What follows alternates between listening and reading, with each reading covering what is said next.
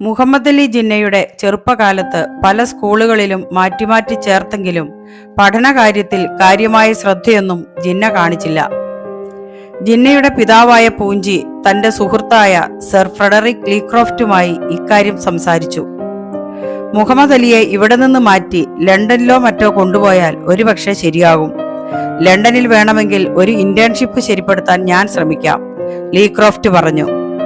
ഇത് കേട്ടപ്പോൾ ജിന്നയ്ക്ക് സന്തോഷമായി. പക്ഷെ മാതാവായ മിതിഭായിക്ക് അക്കാര്യത്തിൽ താല്പര്യമില്ലായിരുന്നു.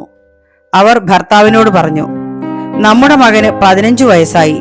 അവനാണ് നിങ്ങളുടെ ബിസിനസ് നോക്കി നടത്തേണ്ടത്. ലണ്ടനിൽ പഠിക്കാൻ പോയാൽ ഏതെങ്കിലും വിദേശിയെ വിവാഹം കഴിച്ച് അവനവിടെ സ്ഥിരതാമസമാക്കിയാലോ? അതുകൊണ്ട് നാട് വിടുന്നതിന് മുൻപ് അവനെ വിവാഹം കഴിപ്പിക്കണമെന്നാണ് എനിക്ക് തോന്നുന്നത്. മകന്റെ പഠനകാര്യത്തിൽ അതീവ തൽപരനായിരുന്ന പിതാവ് പൂഞ്ചി മകനെ വിളിച്ച് ഇക്കാര്യം പറഞ്ഞു. വിവാഹം കഴിച്ചാലും വേണ്ടില്ല, ലണ്ടനിൽ പോകാൻ അനുമതി ലഭിക്കുമല്ലോ എന്ന് കരുതി ജിന്ന വിവാഹത്തിന് സമ്മതം മൂളി.